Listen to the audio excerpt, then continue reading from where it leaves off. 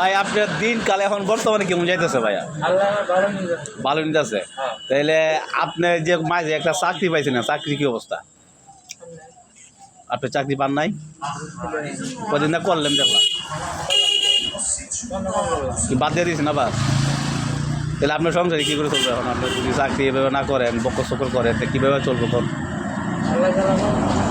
আল্লাহ উপরে ভরসা আছে। তাহলে তো ঠিক আছে। মানুষের কোনো ক্ষমতা নাই, আল্লাহ যদি মানুষের না চালা, আল্লাহর উপরে সব ভরসা। তাহলে এখন কোনো কাজ কাম করবেন না।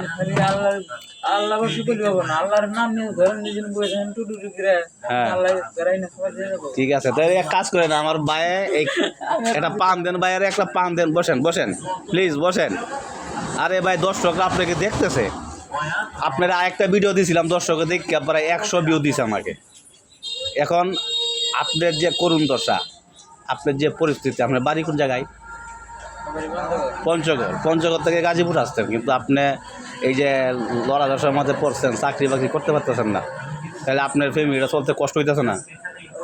তাহলে এগুলি দর্শকরা দেখবো, দেখিয়া কয়েকটা ভিউ দিব, শুনেন, কয়েকটা ভিউ দিব আর আমার কয়েকটা শেয়ার করে দিব। যদি শেয়ার করে দেয় তাহলে 2-4 টাকা ইনকাম হতে, এর থেকে আমি আপনার সহায়তা করবো।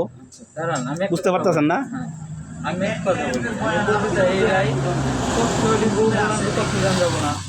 আমি যে ফেসবুকে ছবি ছাড়তেছি, শুনেন, ইউটিউবে ফেসবুকে ছবি ছাড়তেছি, এটা কিন্তু আমার জন্য না। 2-4-5 টাকা, 100 টাকা, 500 টাকা, 5,000 টাকা ইনকাম হয়। তো এই ইনকাম থেকে কিছু টাকা আমি গরিবদেরকে দান করি। কথা বুঝছেন? গরিবদেরকে আমি দান করি। আমি কিন্তু নিজে খাওয়ার জন্য ইউটিউব খুলছি না। ইউটিউব চ্যানেলটা খুলছি শুধু একমাত্র গরিবদেরকে দান করার জন্য। 2 টাকা আইলে আমি সেদেরকে দিয়ে দিই। তা আমার পক্ষে একটা পান গান। হ্যাঁ দাদা, পান্ডা কান আমার পক্ষ থেকে। আসলে কিন্তু আমার দেওয়ার মতো কোনো তৌফিক নাই। যদি ফেসবুকে 2 টাকা ইনকাম হয়, সেটাই কিন্তু আমি মানুষদেরকে দিই। বুঝছেন?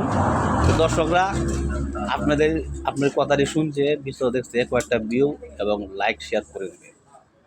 দর্শকদের জন্য আপনার কিছু বলার আছে?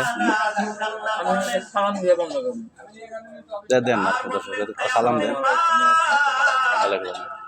প্রিয় দর্শক, আপনারা দেখতে পাচ্ছেন আমার বড় ভাই আপনাদেরকে সালাম জানাইছে, এবং আমার ফেসবুক আইডি আমি নতুন খুলছি, ইউটিউব আইডি আমি নতুন খুলছি। আমার জন্য সবাই একটি লাইক এবং শেয়ার, কমেন্ট বক্সে আপনাদের বিস্তারিত জানিয়ে দেবেন। ধন্যবাদ।